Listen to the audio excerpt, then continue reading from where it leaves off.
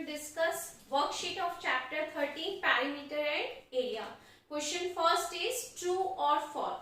Part A, circumference of a circle semicircle with radius r is 2 plus pi multiplied by r. It's true or false. Okay, तो सबसे पहले हम देखते हैं semi circle. Okay, और ये है आपके पास semi circle. Circumference of a circle क्या होता है? 2 पाई आर, पूरे सर्कल का. तो हाफ का कितना होगा, यानी सेमी सर्कल का कितना होगा? पाई आर. तो हमने यहां से स्टार्ट किया इसको कैलकुलेट करना सर्कमफ्रेंस को, तो यहां तक कितना हो गया? Circumference pi r. Pi r. अब सेंटर से हम यहां तक कैलकुलेट करते हैं आर, और इस पॉइंट से यहां तक हम कैलकुलेट करते हैं डायमीटर डी. इसको हम डायमीटर ही कैलकुलेट करते हैं जो सेंटर से होकर क्रॉस करेगा. ठीक, और डायमीटर को हम क्या लिख सकते हैं? डी इज इक्वल टू होता है 2r. रेडियस को अगर हम 2 बार करें तो वो डायमीटर होता है. ओके, अब हमने यहाँ से चलना स्टार्ट किया, सर्कमफ्रेंस को कवर किया, उसके बाद हमने यहाँ से यहाँ तक डायमीटर को कवर किया. तो आप पूरा एक प्लस करोगे जितना भी हमने सर्कमफ्रेंस कैलकुलेट किया, तो हम लिख सकते हैं यहाँ पर पाई आर प्लस 2r. डायमीटर हमने इसमें ऐड किया सर्कमफ्रेंस में. यहाँ पर दोनों के पास r है तो हम r कॉमन ले सकते हैं, पाई प्लस 2. तो क्या ये कैलकुलेशन जो हमने की है इसके इक्वल है? पाई प्लस 2 या 2 प्लस पाई सेम मीनिंग है, कोई इशू नहीं है, both are positive value.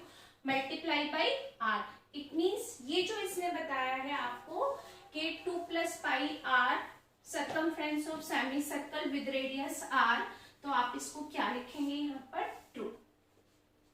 Explain भी कर लिया हमने. ठीक, सेकेंड पार्ट है perpendicular from the vertex to the opposite side of a triangle is called altitude. Correct. यानी अगर आप ट्राइंगल में किसी भी वर्टेक्स से कहीं पर भी, वर्टेक्स 3 होते हैं ट्राइंगल में, ये 3 जो कॉर्नर्स हैं इनको हम वर्टेक्स बोलते हैं. और वर्टेक्स से अगर आप किसी भी साइड पर, वर्टेक्स के अपोजिट साइड ये होती है, इस पर अगर आप इस तरीके से परपेंडिकुलर ड्रॉ करते हैं तो क्या ये एल्टीट्यूड का काम करेगा? ठीक है, बिल्कुल करेगा.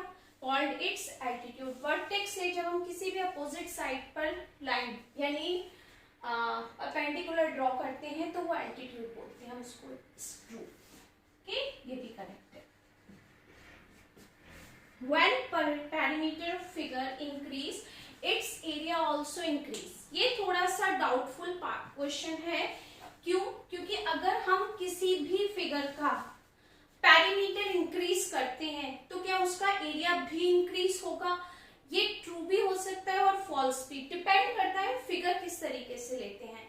जैसे अगर हमने दोनों पार्ट हमने स्क्वायर लिए हैं, ठीक, अगर हमने एक स्क्वायर लिया है जिसकी साइड हमारे पास में 4 सेंटीमीटर है, तो इसका पेरीमीटर क्या होगा? 4 इंटू साइड यानी 16 सेंटीमीटर. ठीक, अगर हम इसका एरिया कैलकुलेट करना चाहते हैं, ये तो पेरीमीटर है सम ऑफ ऑल साइड्स. एरिया क्या होता है इसका? Side into side. It means 4 into 4. By chance ये भी 16 ही आ रहा है आपके पास. ठीक, अब हमने इसका एरिया इंक्रीज मतलब साइड को इंक्रीज किया. मैंने इसकी साइड को अब कर दिया यहाँ पर 5. अब 5 सेंटीमीटर में पेरीमीटर कितना होगा? 5 सेंटीमीटर में पेरीमीटर होगा 4 इंटू 5 20 सेंटीमीटर. अब इसका एरिया कितना होगा? आपका एरिया होगा side into side 5 into 5 25 centimetre square. ठीक, तो अगर आप पेरीमीटर को बढ़ा रहे हैं 16 से पेरीमीटर 20 हो गया, एरिया भी तो इंक्रीज हो रहा है 16 से 25. अगर हम एक ही फिगर का एरिया और एक ही फिगर का हम कैलकुलेट करेंगे तो ये कंडीशन ट्रू है. ठीक, बट अगर हम फिगर को चेंज कर देते हैं, यहाँ पर अगर हम जैसे एक स्क्वायर ले लेते हैं और सर्कल ले लेते हैं, तब जरूरी नहीं है कि उस फिगर में हम पेरीमीटर कैलकुलेट, एरिया भी आपका इंक्रीज होगा. वहां पर हम इस सिचुएशन को फॉल्स भी कह सकते हैं. तो यहाँ पर डिपेंड करता है कि सिचुएशन क्या दी हम एक ही फिगर के बारे में डिस्कस करते हैं तो यहाँ ये ट्रू होगा, और डिफरेंट डिफरेंट फिगर के बारे में डिस्कस करते हैं तो ये फॉल्स होगा। ठीक है, बट हमारी बुक में इसको फॉल्स कहा है, आंसर तो फॉल्स ले सकते हैं। ओके, क्योंकि ये डिपेंड करता है फिगर पर, यहाँ कोई फिगर दी नहीं है उसमें। ओके, तो हम यहाँ फॉल्स लिख देते हैं। ये आप पर एक फिगर का लेते हैं, दोनों का, दोनों सिचुएशन में आंसर क्वेश्चन सही है, ट्रू भी है और फॉल्स भी है, डिपेंड करता है फिगर पर। Okay, when perimeter of figure decrease its area में इंक्रीज, यहाँ पर में लगाया है। अगर एक पेरीमीटर डिक्रीज होता है तो क्या एरिया इंक्रीज होगा? पॉसिबिलिटी है, यहाँ पर पॉसिबिलिटी है कि अगर हमने पेरीमीटर को डिक्रीज कर दिया तो एरिया इंक्रीज हो सकता है, मे बी चांसेस है, तो हम इसको ट्रू बोल सकते हैं। उसने ये फिक्स नहीं किया, पॉसिबिलिटी वेरी हो सकता है पेरीमीटर में और एरिया में। ओके, तो यहाँ पर ये सिचुएशन जो आएगी आपके पास ये होगी ट्रू। अभी हमने कैलकुलेशन की थी तो उसमें अगर एरिया डिक्रीज हो रहा है तो सॉरी पेरीमीटर है तो एरिया इंक्रीज हो सकता है। ओके, और अगर इंक्रीज हो रहा है तो एरिया डिक्रीज हो सकता है, ये आप यहाँ पर पॉसिबिलिटी है। Okay, area of parallelogram L into b, false. Area of parallelogram तो बेस इंटू हाइट होता है, अगर हमने पढ़ा है चैप्टर में, तो इट मींस ये क्या होगा आपके पास? फॉल्स। L इंटू बी तो एरिया ऑफ रेक्टेंगल होता है। Okay, circumference of a circle pi D, correct, क्योंकि हम इसको d की वैल्यू को 2r लिख सकते हैं। d को हम क्या लिख सकते हैं? 2r, डायमीटर को डबल ऑफ रेडियस लिख दिया। अब इसको कैलकुलेट करो तो सही फॉर्म में हम इसको 2πr लिख सकते हैं, तो आप पाई डी लिखें या हम इसको 2πr लिखें, सर्कमफ्रेंस ऑफ सर्कल सेम ही है, तो ये भी आंसर आपके लिए क्या होगा? True. Okay, area will increase with increase in parameter of the figure, same ही सिचुएशन आ रही है यहाँ पर भी आपकी, यानी क्वेश्चन को पूछने का तरीका उन्होंने थोड़ा सा चेंज कर दिया कि एरिया अगर इंक्रीज होगा फिगर के साथ में तो क्या पेरीमीटर भी इंक्रीज हो सकता है, डिपेंड करता है आपकी फिगर पर, it means it is a true. Okay,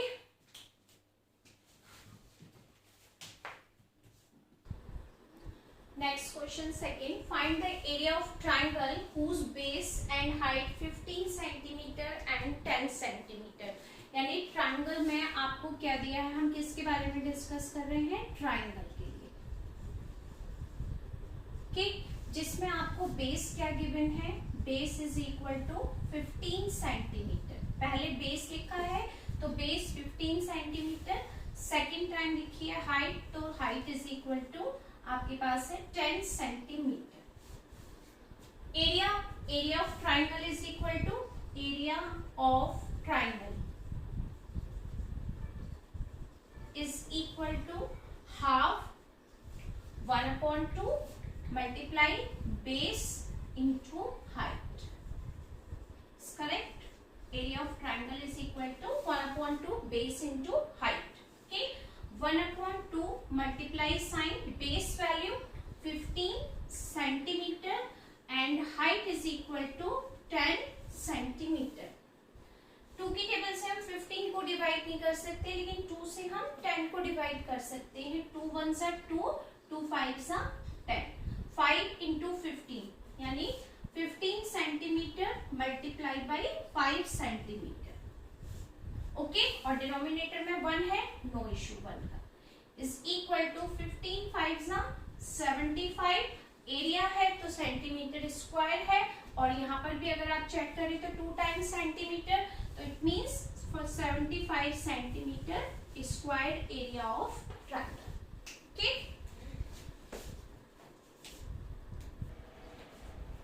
next question third, find the distance covered by a motor bike of its tyre are radially 14 decimetre each. यानी मोटर बाइक में 2 टायर्स होते हैं, दोनों बिल्कुल सेम साइज के होते हैं और दोनों की रेडियस बिल्कुल सेम है 14 डेसीमीटर। रेडियस इसलिए लिखा है क्योंकि एक सर्कल की रेडियस को, एक सर्कल में जो रेडियस होती है और 2 सर्कल में जो रेडियस होती है, दोनों को हम रेडियाई बोलते हैं। कि 2 रेडियस को रेडियाई प्रोनाउंस करते हैं। अगर हमारे पास टायर की रेडियस गिवन है took 7500 revolution to cover the distance, उसने ये कहा है अगर आपके टायर 7500 टाइम्स रिवॉल्यूट घूम जाते हैं तो उसने कितनी डिस्टेंस कवर कर ली। जैसे आप जहां हैं वहां से आप कहीं घूमने के लिए जाते हैं बाइक पर, तो टायर रोटेट होते हैं, रिवॉल्यूशन करते हैं, तो उन्होंने ये नहीं कहा कितनी डिस्टेंस कवर कर ली, उन्होंने कहा अगर बाइक चलाते हुए 7500 टाइम्स टायर रिवॉल्यूट हो जाते हैं, दोनों टायर एक साथ ही चलते हैं, ठीक है, तो आपने इतने रिवॉल्यूशन में कितनी डिस्टेंस को कवर कर लिया। तो यहाँ पर आपको क्या बताना है, डिस्टेंस। ओके, तो सबसे पहले हम क्या लिखेंगे यहाँ पर,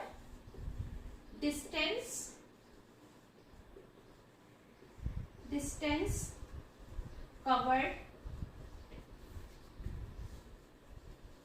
बाय टायर इन 1 रिवॉल्यूशन। अगर टायर एक बार घूमता है कि आपके पास टायर है, उसने एक बार रोटेशन किया, एक बार रोटेशन का मतलब होता है पेरीमीटर ऑफ सर्कल या सरकमफ्रेंस ऑफ द टायर या सरकमफ्रेंस ऑफ द सर्कल, वो आप जैसे चाहे वैसे लिख सकते हैं। सरकमफ्रेंस ऑफ अ टायर, ये हो गया, कितना होता है 2 पाई आर, यही होता है ना, ऑफ टायर लिखेंगे बस, ठीक, क्लियर है। एक रिवॉल्यूशन का मतलब है सरकमफ्रेंस ऑफ द टायर या पेरीमीटर ऑफ टायर, क्या होता है फॉर्मूला 2 पाई आर। रेडियस कितनी दी हुई है इसकी 14 decimetre, 2 multiply pi value 22/7 multiply by 14 decimetre, 7 2 जा, और ये सब कैलकुलेट करेंगे तो हमारे पास आएगा 88 डेसीमीटर। सो कि यानी एक राउंड में उसने इतनी डिस्टेंस कवर कर ली, यानी अगर हम एक बार टायर को रोटेट करते हैं तो उसने इतनी डिस्टेंस को कवर कर लिया। अगर हम इतनी बार रिवॉल्यूशन करते हैं टायर का तो कितनी डिस्टेंस कवर होगी, यहाँ पर लिखेंगे डिस्टेंस कवर्ड बाय टायर इन 7500 रिवॉल्यूशन, थोड़ा सा यहाँ लिख देते हैं 88 डेसीमीटर, 2 इंटू 22 44 44 2 जा 80 रिवॉल्यूशन, कितना होगा एक 88 और 7500 राउंड का मल्टीप्लाइड बाई 700, तो जब आप इस तो आपके पास आएगा 6600 और ये 20 एक्स्ट्रा, ये डेसीमीटर। यानी अगर हम 7500 टाइम्स रोटेट करेंगे टायर को तो इतनी डिस्टेंस कवर हो जाएगी। अब आपके पास ये डेसीमीटर में है, अगर इसको किलोमीटर में लाना है तो आपको 10,000 से इसमें डिवाइड करना है। 10,000 से डिवाइड करेंगे तो 4 टाइम्स ये जो 0 है ये कैंसिल हो जाएगी और आपके पास आंसर आ जाएगा 66 किलोमीटर। यानी 7500 राउंड अगर हम टायर के लेते हैं तो आप 66 किलोमीटर की डिस्टेंस को कवर कर सकते हैं। ओके,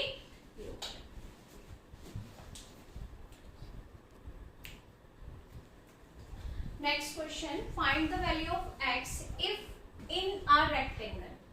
रेक्टेंगल में x वैल्यू है जो आपको फाइंड करनी है। अगर रेक्टेंगल का एरिया आपको गिवन है, लेंथ आपको गिवन है और आपको ब्रेथ भी गिवन है, बट इसमें एक पार्ट क्या गिवन है, लेंथ जो 11 आपको यूनिट में देनी चाहिए, 11 सेंटीमीटर 4 सेंटीमीटर, लेकिन उसने 11 के साथ में एक वैल्यू और पुट कर दी है जो मिसिंग है यानी x, तो आपको ये x की वैल्यू कैलकुलेट करनी है। ठीक, तो एरिया गिवन है आपको, कैसे आप नोट करेंगे इसमें, area of rectangle, area of rectangle आप भी इसी टाइप से नोट करना, मिस्टेक नहीं होगी। ठीक, एरिया ऑफ रेक्टेंगल क्या गिवन है हमें 572 यूनिट्स। के area of rectangle, wait a minute, 572 units ये गिवन है। Area of rectangle formula length into breadth, ये भी किसके इक्वल होगा, 572 यूनिट्स के। ओके, ये भी इसी के इक्वल होगा आपके पास। लेंथ की वैल्यू गिवन है 11x मल्टीप्लाई ब्रेथ की यूनिट गिवन है आपको 13x is equal to 572 units. x और x का जब हम मल्टीप्लाई करेंगे, 11 में 13 को हम अलग कर देते हैं, मल्टीप्लाई नहीं करते क्योंकि कैलकुलेशन थोड़ी और लेंथी हो जाएगी। ओके, x में x से जब आप मल्टीप्लाई करेंगे तो आपको क्या मिलेगा, x में x से मल्टीप्लाई करते हैं तो x स्क्वायर, सेम वेरिएबल है, मल्टीप्लाई है, पावर प्लस हो जाती है, एक्सपोनेंट एंड पावर में हमने पढ़ा भी है कि x square it's equal to 572 units.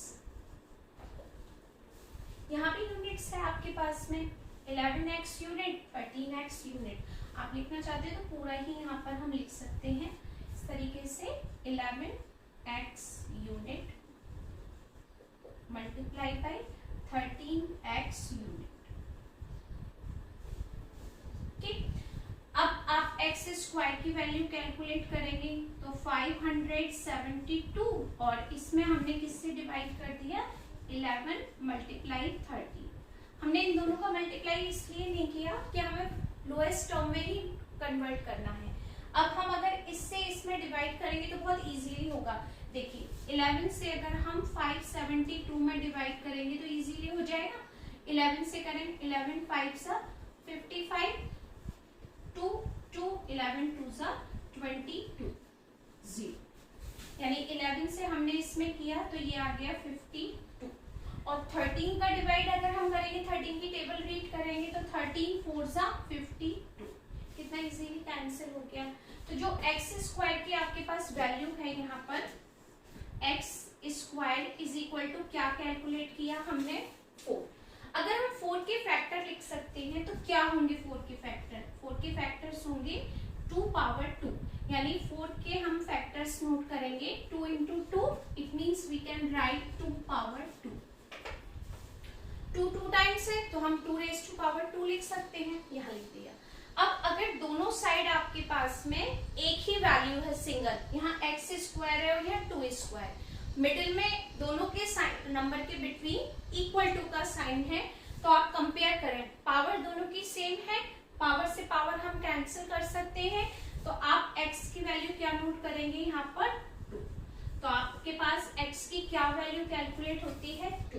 Power से पावर को कैंसिल नहीं करना के शो करना, आपको सिर्फ बताना है, इमेजिन करना है कि दोनों के बीच में इक्वल टू का साइन है, बेस सेम है, सॉरी पावर सेम है, तो बेस की वैल्यू को हम कैलकुलेट कर सकते हैं, x is equal to 2। Okay, तो यहाँ पर x की वैल्यू क्या कैलकुलेट हो गई 2, यानी find the value of x if in a rectangle.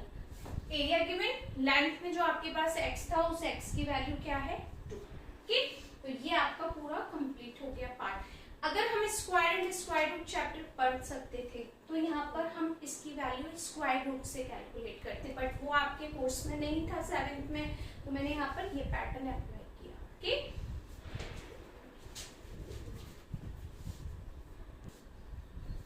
Next question 5th, if the length of minute hand of wrist watch in 1.4 centimetre, okay, आपके हाथ में जो घड़ी है उसमें जो आपकी मिनट की निडल है वो उसका वॉच में रेडियस का काम करती है। ओके, और जो हाँ जिसकी लेंथ आपको गिवन है 1.4 centimetre. Okay, find the distance travel by the tip of minute hand in a day. एक दिन में वो कितनी डिस्टेंस को कवर कर लेती है एक दिन में, यानी आप अगर 1 आवर की बात करें, 1 आवर, जैसे आपने 2 बजे से स्टार्ट किया उसको कैलकुलेट करना, तो 3 बजे तक उसने 1 आवर कवर कर लिया। तो इसी तरीके से उसने आपसे पूछा है एक दिन में उसने कितनी डिस्टेंस पूरी रिस्ट वॉच में कवर की, एक दिन में। ठीक है, तो सबसे पहले तो हम ये देखते हैं कि रेडियस क्या है रिस्ट वॉच की, जो मैंने आपको अभी बताई थी 1.4 सेंटीमीटर। रिस्ट वॉच में मिनट की जो निडल होती है उसको हम वॉच की रेडियस कैलकुलेट करते हैं। ठीक, तो length of the minute, length of minute, length of minutes hand of wristwatch,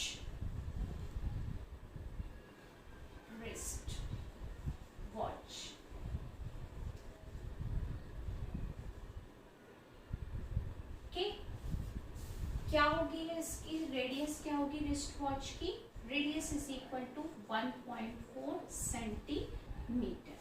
यानी हमारी रिस्ट वॉच की रेडियस हमें मिल गई 1.4 सेंटीमीटर। अगर हम एक राउंड लेते हैं, 1 आवर लेते हैं, तो 1 आवर का मतलब है उसने एक राउंड कवर कर लिया, और एक राउंड का मतलब होता है circumference of the circle. Clear है, या perimeter of the circle. Clear एकदम। यानी हमारे पास अगर एक 1 आवर है, जैसे ये आपकी वॉच है, ये वॉच है और यहाँ 12 है, 1 2 1 2 3, इतना कैलकुलेट करते हैं पहले हम। अगर आपके पास यहाँ पर ये टाइम की जो आपकी है, यहाँ पर आपके पास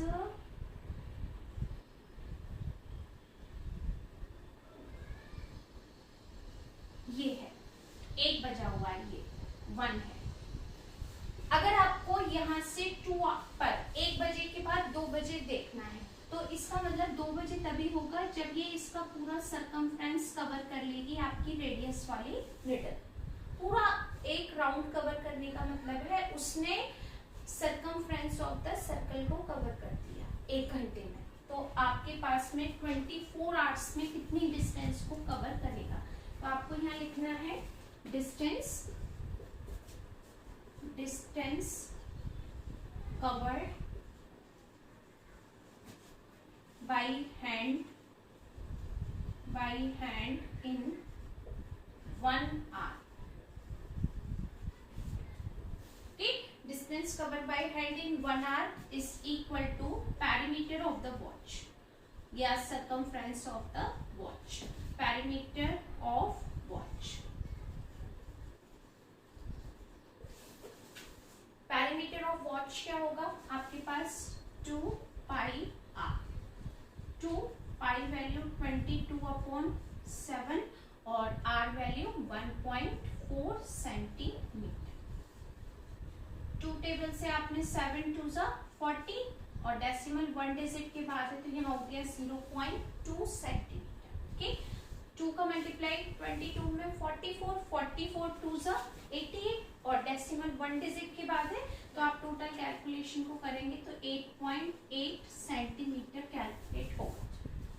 ठीक है, अब आपको क्या लिखना है यहाँ पर 1 डे का मतलब है 24 hours.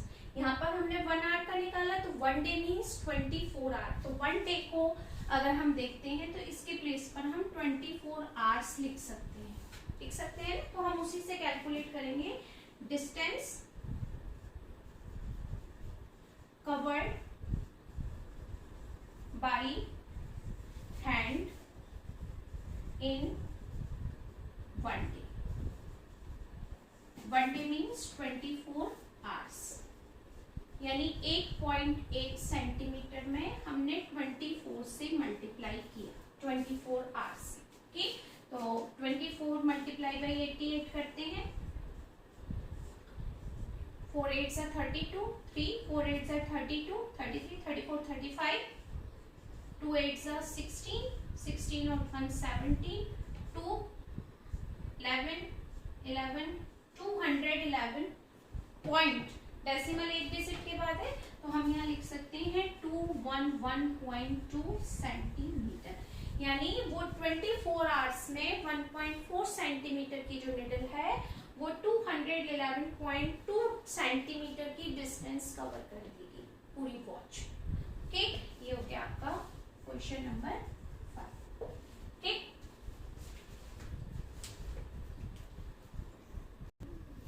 Next question number 6, find the area of semi circle whose diameter is 14 centimetre. आपको सेमी सर्कल का एरिया फाइंड करना है और डायमीटर गिवन है 14 centimetre. Diameter is equal to 14 centimetre.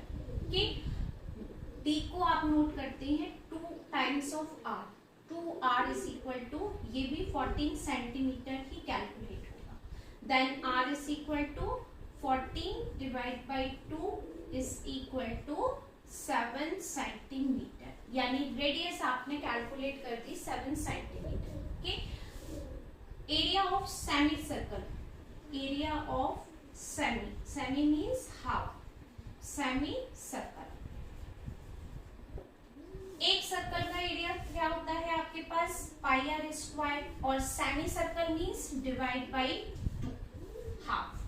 Pi value 1/2 लिख सकते हैं हम इस हाफ को, पाई वैल्यू 22/7 और r वैल्यू 7 इंटू 7, क्योंकि r 2 टाइम्स है तो रेडियस भी 2 टाइम्स होगी। 7 सेंटीमीटर 7 सेंटीमीटर 2 टाइम्स है तो सेंटीमीटर स्क्वायर। 7 से ये कैंसिल 1 टाइम, 2 से ये कैंसिल 11 टाइम्स, 11 1 सा 11, 11 7 सा 77 सेंटीमीटर स्क्वायर, यानी एरिया ऑफ सेमी सर्कल क्या कैलकुलेट हुआ, 77 सेंटीमीटर स्क्वायर। ओके, नेक्स्ट है 7, फाइंड द रेडियस। अब आपको रेडियस फाइंड करनी है अगर सर्कल का एरिया आपको गिवन है। तो एरिया ऑफ द सर्कल क्या है आपके पास, area of a circle, area of a circle is equal to 2464 centimetre square. ठीक, एरिया ऑफ सर्कल का फॉर्मूला पाई आर स्क्वायर, इसकी वैल्यू भी इसी के इक्वल होगी 2464 सेंटीमीटर स्क्वायर। आपको किसकी वैल्यू कैलकुलेट करनी है, रेडियस की, तो पाई से डिवाइड करना होगा। हमने यहाँ पर पाई से डिवाइड किया, r square is equal to 2464 divide by pi centimetre square. Correct. अब पाई की वैल्यू क्या होती है 22/7, तो हमने यहाँ पाई के प्लेस पर, चलिए यहाँ नेक्स्ट स्टेप में करते हैं, 2464 सेंटीमीटर स्क्वायर डिवाइड बाई 22/7, यही वैल्यू होती है और पाई की कोई यूनिट नहीं होती। अब ये किसकी वैल्यू है, आर स्क्वायर की। ये अगर डिवाइड में वैल्यू, तो क्या सेकंड जो आपके पास डिनोमिनेटर में वैल्यू इसका रेसिप्रोकल हो जाएगा, बिल्कुल।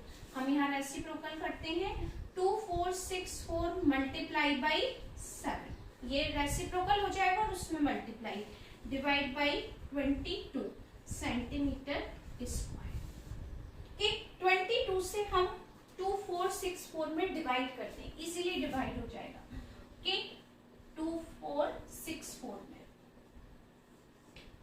22 1 जा 22, 4 माइनस 2 2, 22 1 जा 22, 6 माइनस 2 4, और आपने ये नेक्स्ट 4 लिख लिया 44, 22 2 जा 44, 0, यानी फुल डिवाइड हो गया 112 टाइम्स, 112 टाइम्स। ओके, यहाँ नंबर मिला हमें 112 मल्टीप्लाई 7 सेंटीमीटर स्क्वायर।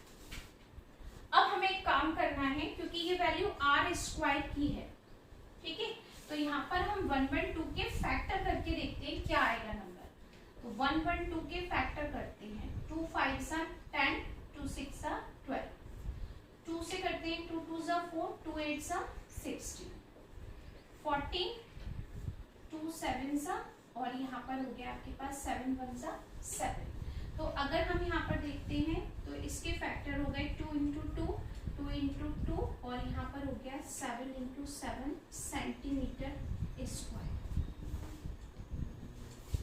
इसको हम लिख सकते हैं 4, इसको भी 4 लिख सकते हैं, यानी ये पेयर 4 हो गया, ये भी पेयर 4 हो गया, और ये हो गया 7 × 7 सेंटीमीटर स्क्वायर। सबको मुझे स्क्वायर लेना था, मैंने कुछ इस तरीके से इसको कैलकुलेट किया। ओके, अब हम इसको आर स्क्वायर यहाँ कर देते हैं थोड़ा सा। आर स्क्वायर तो 4 × 4, क्या हम इसको 4 पावर 2 लिख सकते हैं? करेक्ट। 7 × 7 को हम 7 पावर 2, और सेंटीमीटर है तो सेंटीमीटर स्क्वायर, सब पावर 2 में होते, सबकी पावर सेम है, इसकी भी पावर 2, इसकी पावर 2, इसकी पावर 2। हमने लिख दिया 4 × 7 सेंटीमीटर, और इसकी पूरे को एक ब्रैकेट में करके पावर 2 आर स्क्वायर बिल्कुल लिख सकते हैं। सबकी पावर बिल्कुल सेम है, तो हमने 4 भी ले लिया, 7 ले लिया, सेंटीमीटर ले लिया, सबको एक ब्रैकेट में कवर करके स्क्वायर लिख दिया। ये पूरे एक वैल्यू है, और यहाँ r की पावर है, यहाँ r इसकी पावर 2, दोनों का अगर पावर सेम है तो बेस का कंपेयर कर दिया, पावर को कट कर दिया। 4 × 7 सेंटीमीटर, तो 4 × 7 मीन्स 28 सेंटीमीटर, यानी रेडियस आपकी कितनी कैलकुलेट हो गई? 28 सेंटीमीटर। ओके, अगर ये यहाँ पर कुछ भी डाउट है फैक्टर्स में तो आप एक बार वीडियो को पॉज करके खुद ट्राई कीजिएगा, नहीं समझ में आता तो फिर सुनिएगा, मैंने यहाँ एक एक स्टेप एक्सप्लेन किया है। ओके,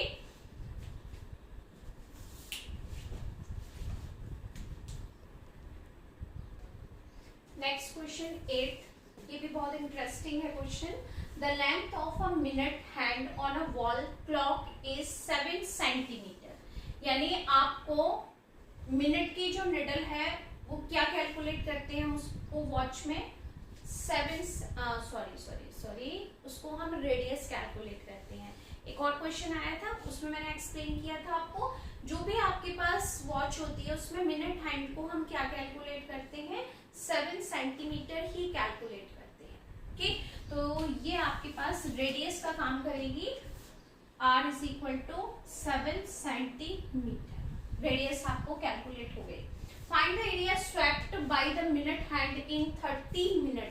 30 मिनट्स में हम कितना एरिया कवर करते हैं?